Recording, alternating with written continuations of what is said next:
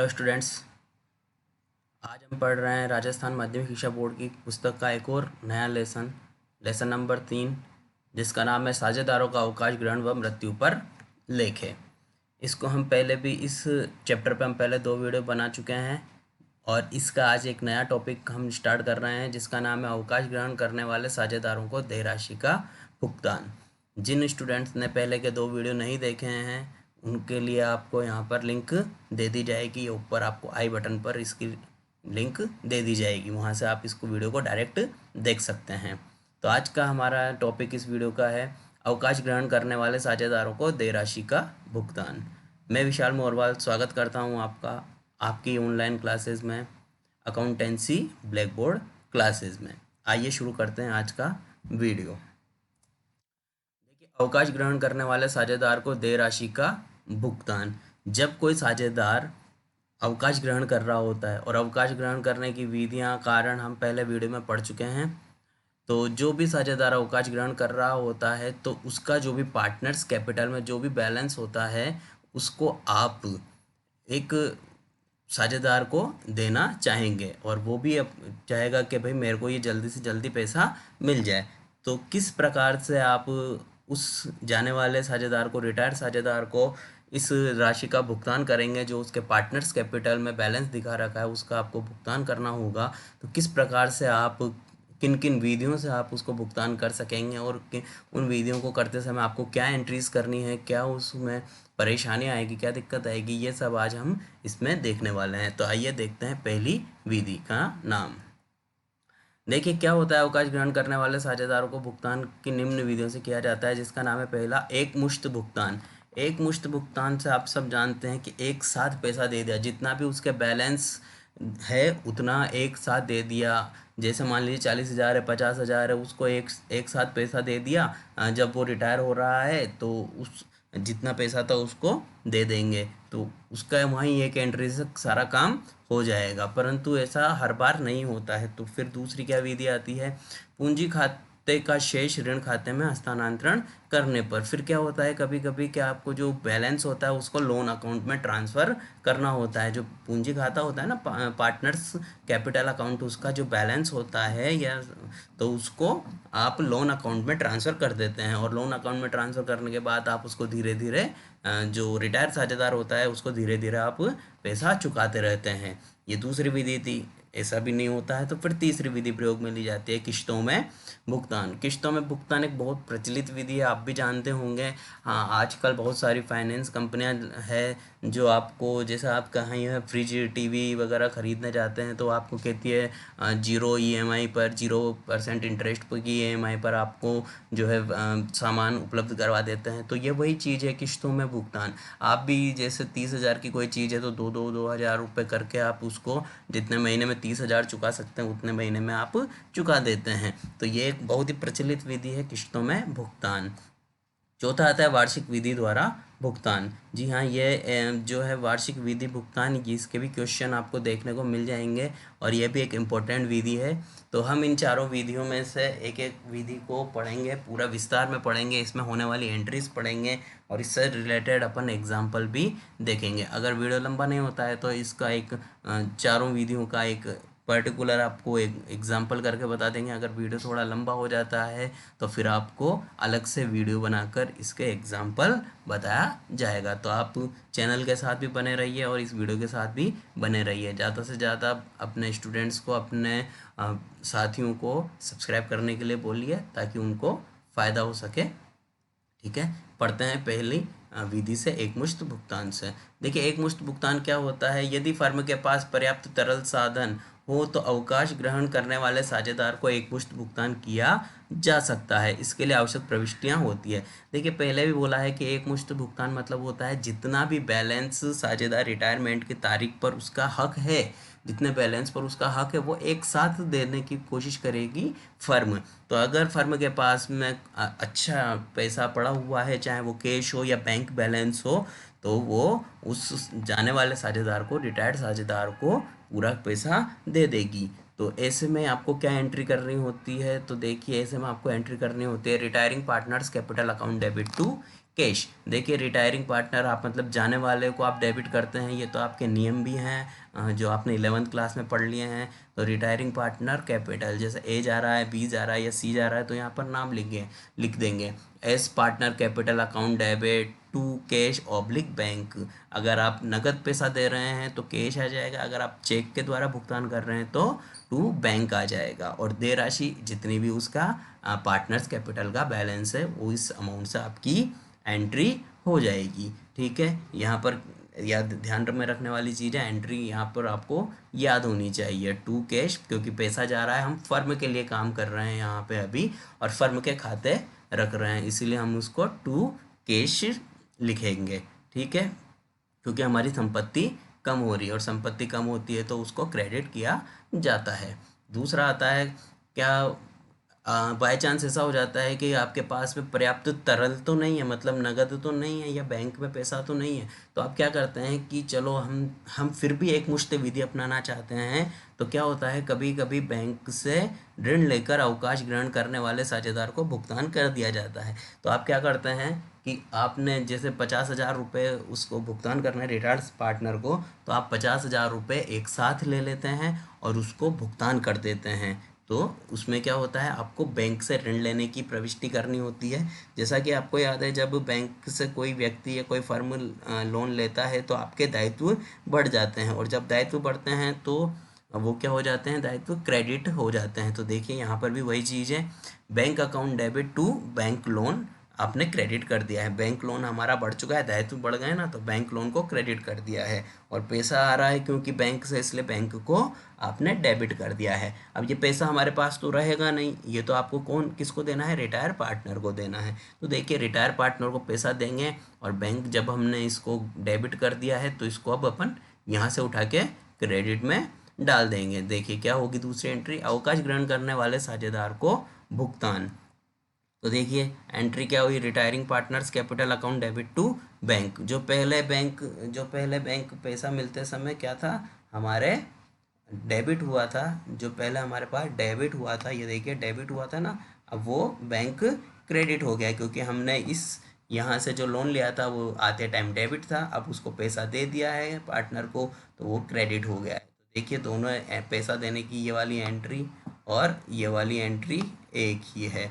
बस यहाँ पर आपको एक एंट्री और ऐड करनी है जो कि है बैंक से लोन लेने की एंट्री। ठीक है, ये थी आपकी एकमुश्त भुगतान। थोड़ा इजी सा टॉपिक है ये वाला, और इसी के बाद में हमको एक एक करके आगे की भी विधियाँ पढ़नी है।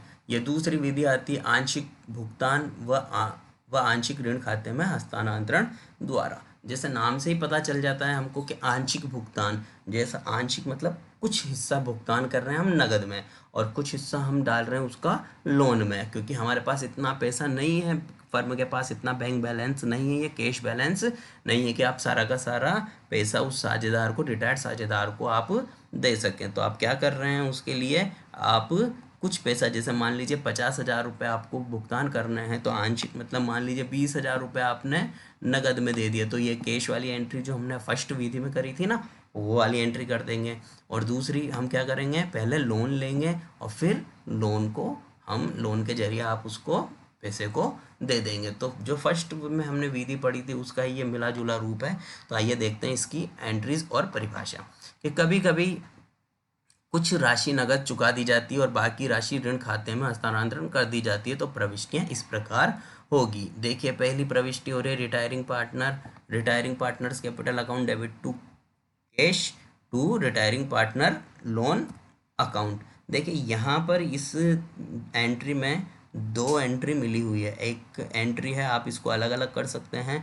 जैसा मैंने बोला है यहाँ पर भी दो चीज़ें हैं, एक नगद है और एक ऋण खाता है, तो आप यहाँ पर भी दो एंट्री कर सकते हैं। एक है retiring partners capital account debit to cash, retiring partners capital account debit to cash, ये जितना पैसा आप नगद दोगे उतने से एंट्री हो जाएगी। और दूसरी एंट्री होगी retiring partners capital account debit to retiring partner loan account, ये उस अमाउंट से एंट्री होगी जो आप पैसे को ऋण खाते में डालेंगे। ठीक है, या आपको यहाँ पर दो एंट्री भी कर सकते हैं अलग अलग, चाहे तो आप एक एंट्री में भी इसको कर सकते हैं। टोटल तो रिटायरिंग पार्टनर का वही आएगा जितना वो पैसा ले जाने वाला है। जैसे कि यहाँ पर मैं बताऊँ आपको कि यहाँ पर अगर वो पैसा ले जाने वाला था, मैंने बोला है 50,000 रुपये अगर वो ले जाने वाला है तो 50,000 वो यहाँ पर लिख देगा। देखिए यहाँ पर लिख दिया है मैंने 50,000 रुपये। इसके अलावा अगर वो कैश, अगर फर्म के पास में कैश केवल 20,000 रुपये था तो यहाँ पर आप 20,000 रुपये भी लिख देंगे। तो ये हो गया आपके कैश का 20,000 रुपये। अब हमने क्या करा है, लोन में ट्रांसफ़र किया था, तो 30,000 रुपये आप लोन में ट्रांसफ़र करके उसको भुगतान कर देंगे। ठीक है, आपने यहाँ पर लोन लिया है और आपने वहाँ पर ट्रांसफ़र कर दिया है, तो इस तरीके से आपको ये एंट्री करनी होगी। ठीक है, ये भी इजी सा विधि थी। इसके बाद आती है थर्ड विधि जिसका नाम है किश्तों में भुगतान। किश्तों में भुगतान देखिए क्या होता है, आपसी सहमति से अवकाश, जो जब कभी आपसी सहमति से आपसी सहमति से अवकाश ग्रहण करने वाले साझेदार को देय रकम का भुगतान किश्तों में किया जाए। देय रकम का भुगतान किस में कर रहे हैं, किश्तों में, मतलब हर साल थोड़ा थोड़ा थोड़ा करके पैसा चुका रहे हैं, चाहे वो 2 साल में चुकाएं, 3 साल में, 4 साल में, 5 साल में, 10 साल में, आपकी जैसी इच्छा हो आप, मगर कैसे हैं वो आपसी सहमति से। पहले ही लिख दिया गया है आपसी सहमति से, कोई विरोधाभास नहीं होना चाहिए इसमें। इसमें रिटायर पार्टनर का और फर्म की आपसी सहमति होती है। तो उसमें वो किश्तें बांध लेंगे अपनी कि भाई आप मेरे को 10,000 रुपये हर साल दे दीजिए, तो मैं उस हिसाब से भी ले सकता हूँ। तो इस तरीके से वो इनको किश्तों में बांट लेते हैं। इस दशा में उसे देय राशि उसके ऋण खाते में हस्तांतरित कर दी जाती है तथा ऋण खाते के अदत्त शेष पर समझौते के अनुसार एक निश्चित प्रतिशत की दर से, समझौते के अभाव में 6% की दर से ब्याज दिया जाता है। देखिए यहाँ पर ये फ़ायदे वाली चीज़ होती है। ये जो है रिटायर होने वाले साझेदार के लिए अगर उसको एक मुश्त पैसा नहीं चाहिए होता है तो वो अधिकतर यही वाली विधि को अपनाता है, किश्तों में भुगतान की विधि। जैसा कि मैं यहाँ पर आपको एक तरीके से समझाता हूँ। मैंने यहाँ पर बोला कि ये 50,000 रुपये मेरे बनते हैं ले जाने के लिए। पार्टनर कैपिटल में मेरे पास कितने हैं, 50,000 रुपये हैं।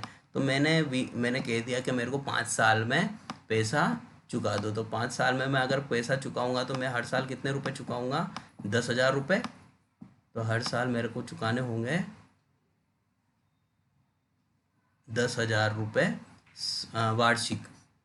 तो जब 10,000 रुपये वार्षिक चुकाऊंगा तो जैसे ही एक वार्षिक किश्त तो मैं कब चुका दूंगा, जिस दिन वो रिटायर हो रहा है उसी दिन मैं चुका दूंगा। मान लीजिए अगर वो 1 अप्रैल को रिटायर हो रहा है तो मैंने उसको ये पैसा चुका दिया, ठीक है, मेरे को उस पर कोई ब्याज नहीं देना पड़ेगा। बाय चांस क्या होता है कि आपने जब ये जो पैसा होता है अगर आप उसको वार्षिक किश्त जो नहीं देते हैं, साल जब रिटायर हो रहा है ये साल के शुरुआत में नहीं देते हैं, तो फिर आपने उसका पैसा, जैसा कि यहाँ पर आपने 10,000 चुका दिया, अभी भी उसको आप 40,000 रुपये चुकाने पड़ेंगे। ठीक है, आपको कितने चुकाने पड़ रहे हैं, अभी भी 40,000 रुपये चुकाने पड़ रहे हैं। और ये जो किश्त होती है वो साल के अंत में चुकाई जाती है। कब चुकाई जाएगी, साल के अंत में चुकाई जाएगी। तो आपने उसके ये 40,000 का उपयोग चाहे वो बैंक में रख के करा हो या मार्केट में लगा के करा हो, आपने इस 40,000 का उपयोग तो किया है।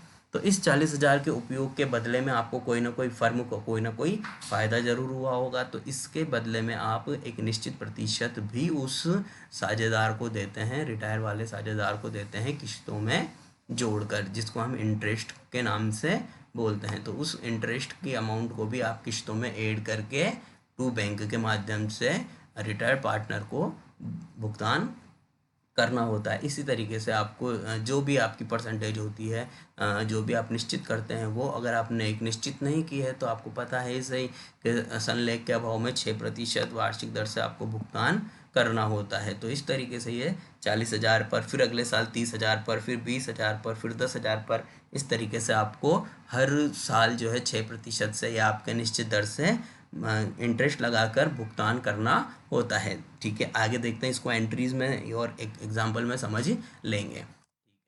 देखिए, फर्स्ट है पूंजी खाते के शेष को ऋण खाते में हस्तांतरित करने पर। जो भी आपका बैलेंस था आपने उसको हस्तांतरित कर दिया है लोन अकाउंट में। आपने कह दिया उसको कि भाई हम आपको एक साथ पैसा नहीं दे सकते, एक मुश्त पैसा नहीं दे सकते हैं। तो आप क्या करोगे, जैसा कि यहाँ पर लिखा भी है हमने कि उसे किसे, रिटायर पार्टनर को, उसे देय राशि उसके ऋण खाते में हस्तांतरित कर दी जाती है। तो आपके जितना भी पैसा था आपने उसको ऋण खाते में हस्तांतरित कर दिया है।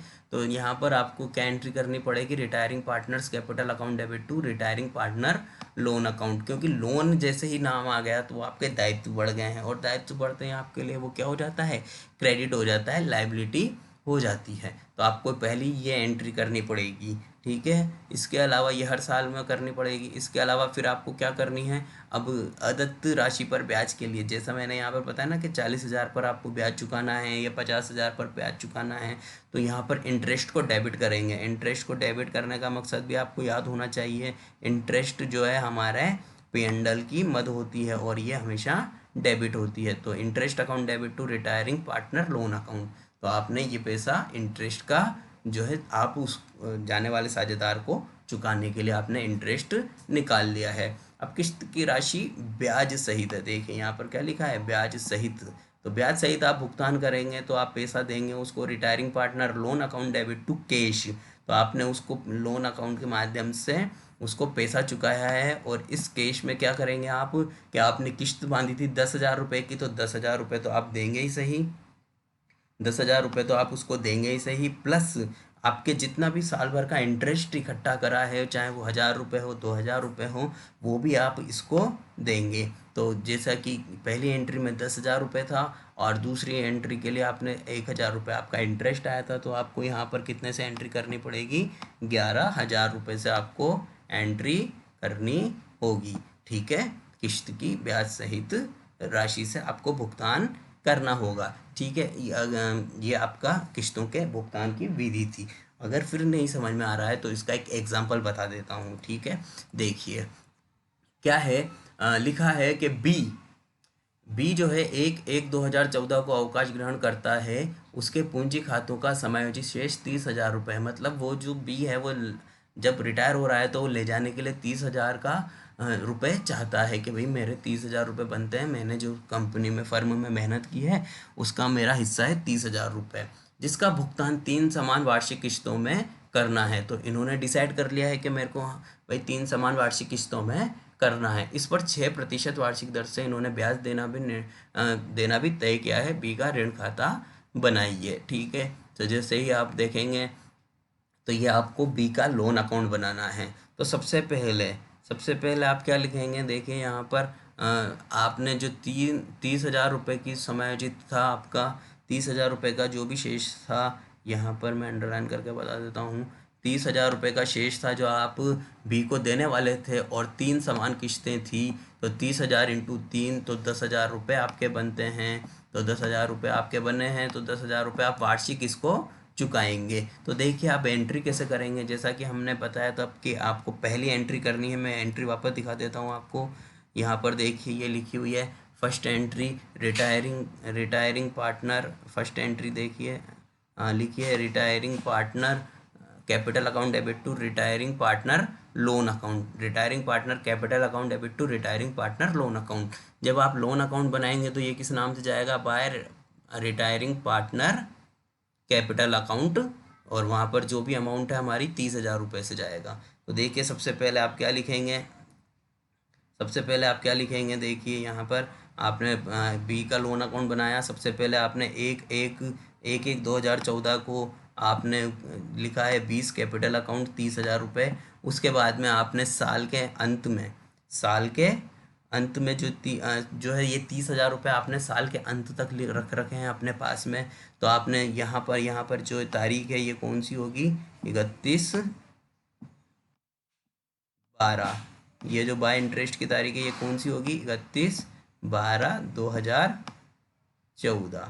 तो ये आपने इंटरेस्ट निकाल लिया है, तो 30,000 रुपये आपने उसके रख रखे हैं साल के अंत तक। तो 30,000 का 6% आपने निकाला तो 1,800 रुपये उसकी राशि का ब्याज है। तो उसके पैसे का ब्याज तो रिटायर पार्टनर को ही देना पड़ेगा। तो आप यहाँ पर उसको 10,000 रुपये तो हर साल दे ही रहे थे, और उसके अलावा 1,800 रुपये ब्याज के और देंगे, तो 11,800 रुपये आपके जाएंगे टोटल रिटायर पार्टनर के पास में। तो टू बैंक हो गया। आप पहले जानते हैं कि एंट्री क्या बनाई, अब बीज loan account debit to bank account, बीज loan account debit to bank account, ये आपकी एंट्री बन जाएगी, क्योंकि बैंक इसलिए आपने क्रेडिट किया है क्योंकि आपके पास से पैसा जा रहा है। अब आपने इधर का टोटल लगाया 30,000 और 1800, 31,800 आपका हो गया। 31,800 में से आपने 11,800 घटाया तो आपका बैलेंस कितना बच गया? 20,000 रुपये आपका बैलेंस बच गया। यही बैलेंस आप अगले साल 2015 में ट्रांसफ़र करके लेके आएंगे, जो कि जिसका नाम होगा buy balance BD. Buy balance BD 20,000 रुपये आपने कर दिया। अब ये 20,000 रुपये भी आप साल भर रखेंगे और इस साल के अंत में, जो कि होगी हमारी तारीख 31/12/2014, सॉरी 15, क्योंकि साल बदल गया ना, तो यहाँ पे 15।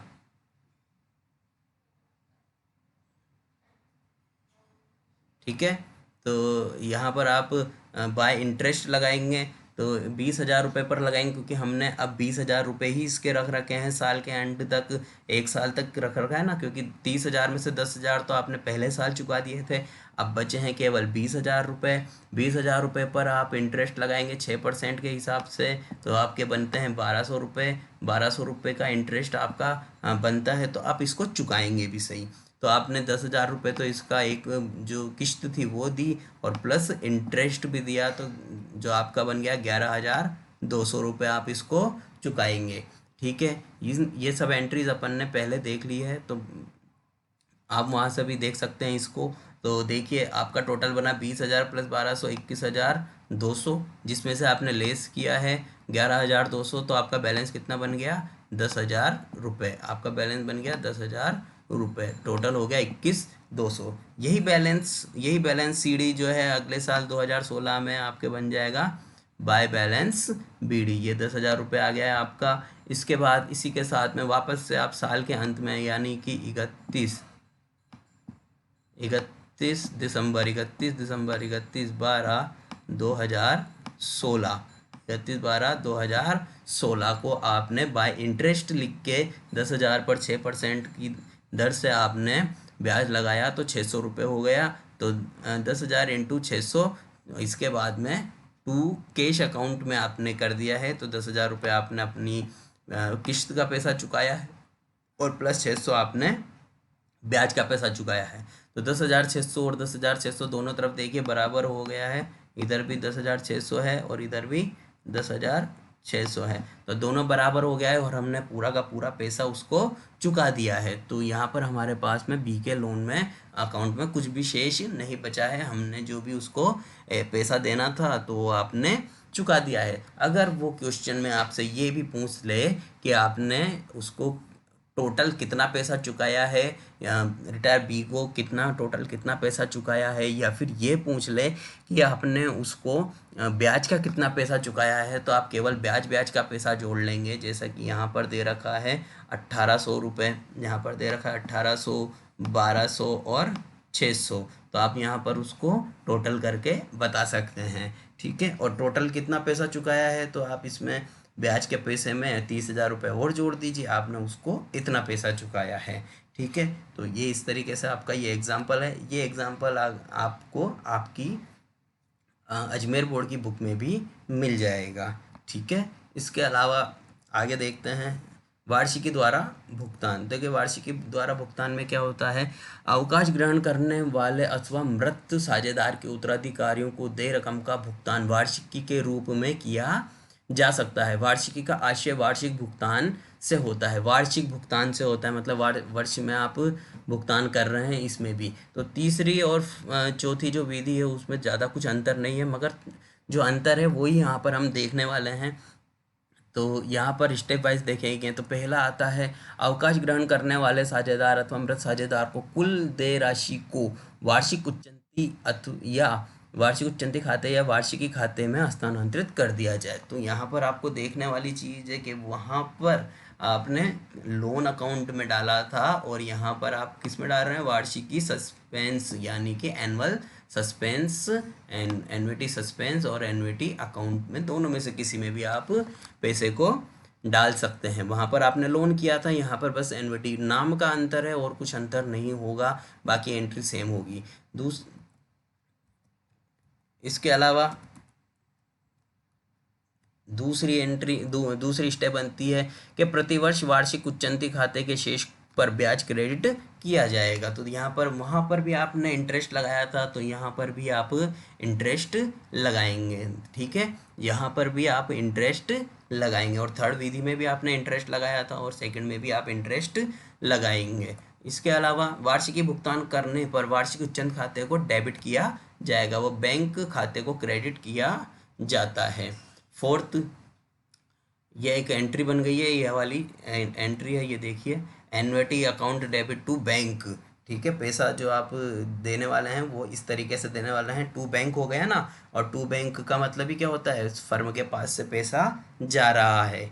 और फोर्थ है, यदि वार्षिकी पाने वाले साझेदार की मृत्यु कुल भुगतान से पूर्व हो जाती है, जैसा मान लीजिए अगर आप उसको 50,000 रुपये देने वाले हैं, वार्षिकी के रूप में 50,000 देने वाले हैं, मगर वो 50,000 लेने से पहले ही 20,000 रुपये लिए हैं उसने जिंदा रहते रहते, और बाकी के 30,000 नहीं ले पाया है, मर गया है वो 20,000 लेने के बाद में ही, तो उस 30,000 रुपये पर जो है शेष जो साझेदार होते हैं उनका हक होता है, तो वो उसको अपने लाभ विभाजन अनुपात में रख लेंगे। कितने अमाउंट को, 30,000 रुपये को वो अपने लाभ विभाजन अनुपात में रख लेंगे। तो इससे तो उनको फ़ायदा हो गया। अब ऐसा नहीं है कि भाई ऐसे 2 साल तक दो और फिर साझेदार को मार दो, ऐसा नहीं होना चाहिए। ठीक है, ये तो एक बात बताई गई है। ठीक है, इसके बाद में फिफ्थ है, वार्षिकी उच्चंत खाते का शेष समाप्त होने के बाद अवकाश ग्रहण करने वाले साझेदार का जीवित है तो भी आप भविष्य में उसे दी जाने वाली राशि को लाभ हानि खाते से चार्ज किया जाता है। तो देखिए, वार्षिकी विधि में यही फायदा होता है कि जब तक भी इंसान जीवित रहता है तब तक आप उसको एक निश्चित अमाउंट देते रहेंगे, चाहे उसकी जो पार्टनर्स कैपिटल का बैलेंस था वो ख़त्म हो गया है। मान लीजिए आपके पास, आपके जो पार्टनर कैपिटल का बैलेंस था वो 50,000 रुपये था। वार्षिकी थर्ड विधि और फोर्थ विधि में यही अंतर है, किस्त में और इसमें। तो किस्त में तो क्या है, 30,000 रुपये आपने बनते थे, 30,000 रुपये आपने दिए और आपका खाता बंद हो गया, अब आप उसको नहीं देंगे। मगर वार्षिकी विधि में यही माइनस पॉइंट होता है कि अगर आपके 30,000 रुपये तो आपने भुगतान कर दिए हैं, परंतु फिर भी साझेदार जिंदा है तो आपको हर साल उसको किस्त देती रहनी पड़ेगी, चाहे उसके 30,000 से कितने ही ज़्यादा चल जाए, लाख चल जाए, 2 लाख चल जाए, 3 लाख चल जाए, मगर आप उसको ज़रूर देंगे। अब बस यहाँ पर फ़र्क इतना सा है कि अगर वो पूरी किस्त लेने से पहले ही मर जाता है, तो जैसा फोर्थ पॉइंट में लिखा है 30,000 रुपये आप उसको देने वाले थे मगर वो 20,000 रुपये लेकर ही मर गया, तो उस 10,000 रुपये को शेष साझेदार आपस में बांट लेंगे अपने लाभ विभाजन अनुपात में। मगर दूसरी कंडीशन ये भी हो सकती है कि अगर वो 30,000 लेने के बाद भी जिंदा रहा तो आगे के जो पैसे होंगे वो आप जो है हर साल P&L अकाउंट से चार्ज करते जाएंगे, चाहे फिर वो कितने भी साल जिंदा रहे, 10 साल, 20 साल, 25, 30, जितने भी साल रहे, आपको P&L अकाउंट से उस साझेदार को पैसा देना है, रिटायर वाले को। ठीक है, या फिर उसके उत्तराधिकारी को, अगर आपने वार्षिक विधि अपनाई है तो उसके उत्तराधिकारी को पैसा देना पड़ेगा। ठीक है, तो ये वार्षिक विधि का इतना प्रयोग नहीं किया जाता है, ज़्यादा प्रयोग किया जाता है हमारे किस्त विधि का। ठीक है, इसका भी एक एग्जाम्पल हम देख लेंगे। ठीक है, हाँ, यहाँ पर एक बताने वाली बात ये भी है कि जो हमने ये सेकंड पॉइंट पढ़ा है इसमें लिखा है प्रतिवर्ष वार्षिक उच्चंत खाते के शेष पर ब्याज क्रेडिट किया जाता है। तो ब्याज तो हम थर्ड विधि में भी लगा रहे थे और इस विधि में भी लगा रहे हैं, तो यहाँ पर क्या अंतर है, यहाँ पर अंतर केवल इतना सा है कि जब हमने थर्ड विधि में ब्याज लगाया था तो उसको वार्षिक जो हम 10,000 रुपये दे रहे थे उसमें ब्याज जोड़कर दे रहे थे, परंतु यहाँ पर इस फोर्थ विधि में आप उसको ब्याज जोड़कर नहीं देंगे। आपने 10,000 रुपये जो फिक्स कर रखे थे उसमें ब्याज शामिल करके देंगे, आप अलग से ब्याज की अमाउंट जोड़कर, जैसे 10,000 में आपने जो थर्ड विधि थी उसमें 10,000 प्लस 1,000 करके 11,000 रुपये दिए थे ना, अब यहाँ पर ऐसा नहीं होगा। यहाँ पर आपको क्या करना है, 10,000 रुपये ही देने हैं, चाहे उसमें 1,000 रुपये शामिल कर दिए गए हों। तो आपका मूल तो कितना गया, 9,000 और 1,000 ब्याज का, तो 10,000 ही देंगे, उससे ज़्यादा नहीं देंगे, है ना। तो यहाँ पर इंटरेस्ट का पैसा अलग से नहीं जोड़ना है। ठीक है, इसका एक एग्जाम्पल देख लेते हैं। पहले एंट्रीज हैं। तो देखिए कुल देय राशि की वार्षिक उच्चंती खाते में हस्तांतरित करने पर एंट्री वही है जो पहले भी थर्ड विधि में पड़ी थी किस्त वाली में, बस यहाँ पर एन्युटी सस्पेंस आ गया है। तो एंट्री है retiring partners capital account debit to annuity suspense account, और वहाँ पर क्या था, पार्टनर्स कैपिटल लोन अकाउंट। तो एंट्री में कोई परिवर्तन नहीं है। तो 30,000 रुपये से अगर ये एंट्री करते हैं तो आप इसको मान लीजिए 30,000 रुपये आपको पैसा देना है। फिर आपको सेकेंड एंट्री आती है अदत्त शेष पर ब्याज।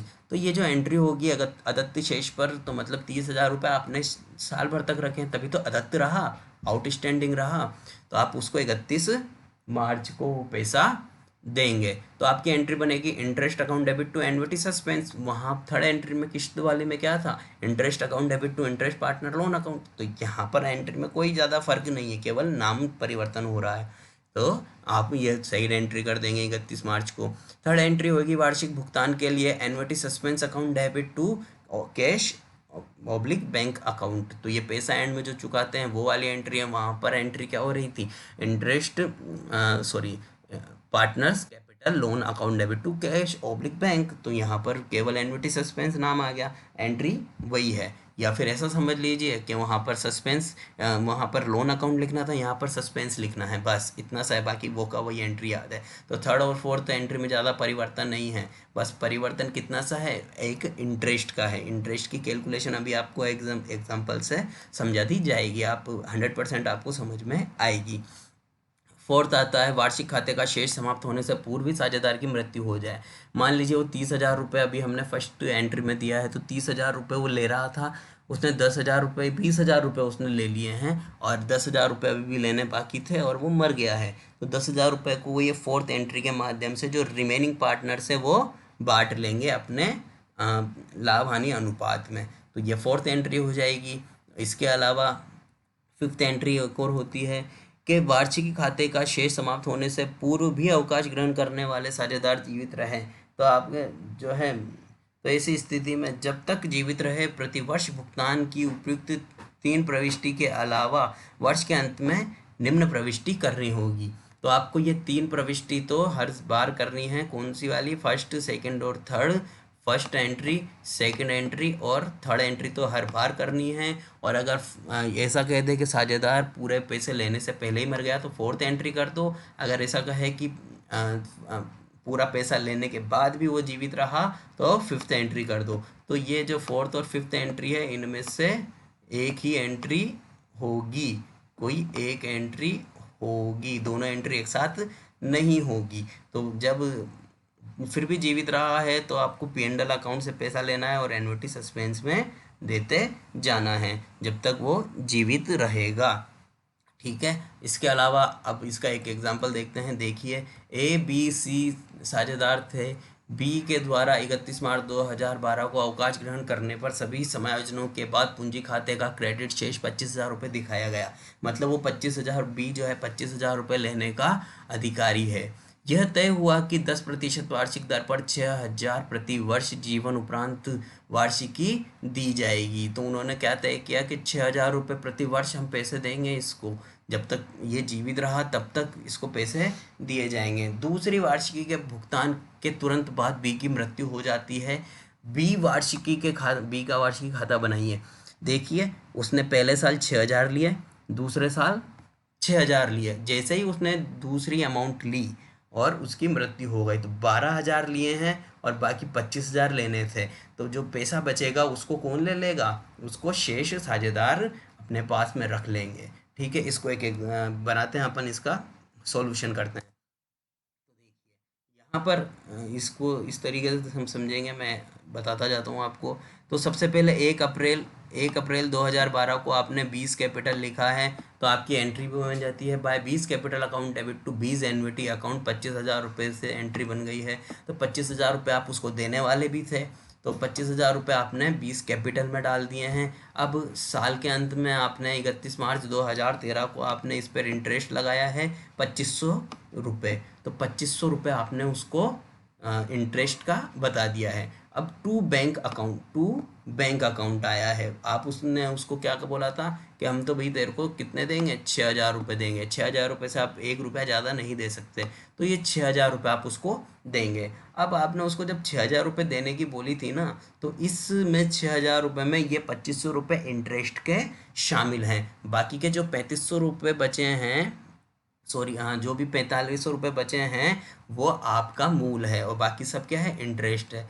तो मतलब आपने 25,000 में से केवल अभी तो इसमें से केवल कितने से चुकाए हैं, 3,500 रुपये चुकाए हैं, और बाकी के 2,500 रुपये आपने इंटरेस्ट का चुका है। मगर यहाँ पर आप उसको अलग से इंटरेस्ट को नहीं दिखाएंगे, तो ठीक है, ये आपके माइनस करा बैलेंस CD आ गया। ठीक है, अभी वापस से और आगे वाले चलेंगे तो आपको और समझ में आएगा। तो बैलेंस CD जो आपका है, तो ये अगले साल बैलेंस BD के नाम से आ गया, ये बैलेंस BD के नाम से आ गया है 21,500 रुपये बैलेंस BD। फिर आपने इंटरेस्ट लगाया है 10% के हिसाब से, तो 21,500 आ गया है। तो 6,000 रुपये आपको चुकाने थे, तो आपने 6,000 रुपये चुका दिया। बाकी जो पैसा बचा है वो आपने दोनों साझेदारों में आपस में बांट लिया है। इस तरीके से आपको ये एंट्री करनी है। अब देखो ये आपको कैसे किस तरीके से समझाता हूँ। ये आपको करना क्या है, देखिए, हम एक मिनट पेन, देखिए हमने ये जो बैलेंस था ये बांट दिया है। अब यहाँ पर जो हमारा आया है, जो शेष बचता है उसको हमने 8,000 बाकी पार्टनर को बांटना होगा। तो 8,225 8,225 अर्थात 17,650 रुपये हमने इसको बांट दिए हैं। अब यहाँ पर ध्यान देने वाली बात यह है कि ये 17,650 रुपये, मतलब ये 8,825 रुपये और 8,825 रुपये कैसे आया। तो यहाँ पर आप, मैंने पहले ही बताया था कि जो ये बैंक अकाउंट है जिसमें 6,000 आ रहा है और यहाँ पर 6,000 आ रहा है, इसमें इंटरेस्ट का पैसा जुड़ा हुआ है। मतलब इस वाले 6,000 रुपये में, इस वाले 6,000 रुपये में, है ना, इस वाले 6,000 रुपये में 2,500 रुपये शामिल हैं। तो इसका मतलब ये पूरा का पूरा 6,000 रुपये इसका जो किश्त मिलनी थी या वार्षिक मूल्य मिलना था वो आपको नहीं दिया गया है। इसमें आपके किश्त ब्याज का पैसा भी शामिल है। तो आप यहाँ पर ध्यान से देखेंगे, देखिए इंटरेस्ट कितना चुकाया अपन ने। तो हमने पहले साल इंटरेस्ट चुकाया है 2,500 रुपये और दूसरे साल चुकाया है 2,150 रुपये। तो हमारा टोटल इंटरेस्ट चुका है 4,650 रुपये। ये तो हमारा इंटरेस्ट है। और हमने हमारे अकॉर्डिंग किस्त हमने कितने चुका दिए, 6,000 की एक किस्त चुका दी है, 6,000 की एक किस्त, देखिए 6,000 की एक किस्त चुका दी है, 6,000 की एक किस्त चुका दी है। मतलब हमने 25,000 में से 12,000 रुपये चुका दिए इसके अकॉर्डिंग। मतलब हमने 12,000 रुपये चुका दिए हैं। मगर 12,000 रुपये में से 4,650 रुपये तो किसका शामिल है, ब्याज का शामिल है। तो असल में हमने कितना चुकाया है, 25,000 में से केवल 3,750 रुपये हमने चुकाए हैं। जब 7,350 रुपये हम चुका सके हैं, तो हमारे पास में अभी भी कितना पैसा बचा है जो हम उस रिटायर पार्टनर को देने वाले हैं, मृतक साझेदार को देने वाले हैं। तो ये देखिए, ये रहा 25,000 माइनस 7,350 रुपये, अर्थात 17,650 रुपये। और यहाँ पर भी हमने कितने बांटे हैं, 17,650 रुपये हमने इसको बांटे हैं। यहाँ पर यही इम्पोर्टेंट चीज़ है जो आपको ध्यान में रखनी है, यही इम्पोर्टेंट चीज़ है जो आपको ध्यान में रखनी होगी। अगर ये चीज़ ध्यान में नहीं रखेंगे तो आप क्या करेंगे, डायरेक्ट 25,000 माइनस 12,000 कर देंगे और बाकी के जो पैसा बचेगा 13,000 रुपये, उस 13,000 को यहाँ पर डिवाइड कर देंगे बराबर बराबर, तो आपका आंसर गलत हो जाएगा। तो आपको ध्यान में रखना है कि उस 6,000 रुपये में इंटरेस्ट का पैसा शामिल है, बस आपने यहाँ पर इंटरेस्ट के नाम से दिखाया नहीं है। तो आप यहाँ पर ये वही वाली चीज़ है, जैसे कि आप किसी कार पर लोन लेते हैं तो आपके हर महीने मान लीजिए 10,000 रुपये जा रहे हैं, हर महीने अगर आपके 10,000 रुपये जा रहे हैं तो वो 10,000 रुपये में इंटरेस्ट शामिल होता है। आपका मूल तो कम जाता है मगर उसमें इंटरेस्ट शामिल होके जाता है, तो मूल तो कम होते होते बहुत साल लग जाते हैं। तो ये वही वाली चीज़ है। तो उम्मीद है आपको ये चीज़ समझ में आई होगी। अगर नहीं समझ में आई है तो आप वीडियो को दोबारा देख सकते हैं। फिर भी समझ में नहीं आती है तो आप कमेंट बॉक्स में कमेंट कर सकते हैं। और इस वीडियो को ज़्यादा से ज़्यादा शेयर कीजिए, अपने फ्रेंड्स के साथ में शेयर कीजिए। और अपने जो टीचर्स अगर इसको देख रहे हैं तो वो भी अपने स्टूडेंट्स से बोलिए कि वो वीडियोस को देखें, चैनल सब्सक्राइब कीजिए, और ताकि इससे मुझको मोटिवेशन मिलता रहता है और आगे वीडियो बनाने के लिए मैं प्रोत्साहित होता रहता हूँ। तो आप जो है मेरे मोटिवेशन के लिए चैनल को सब्सक्राइब कीजिए, वीडियो को लाइक कीजिए, कमेंट कीजिए, चाहे आपको अच्छा लगा हो या नहीं लगा हो आप कमेंट कीजिए। Thank you very much.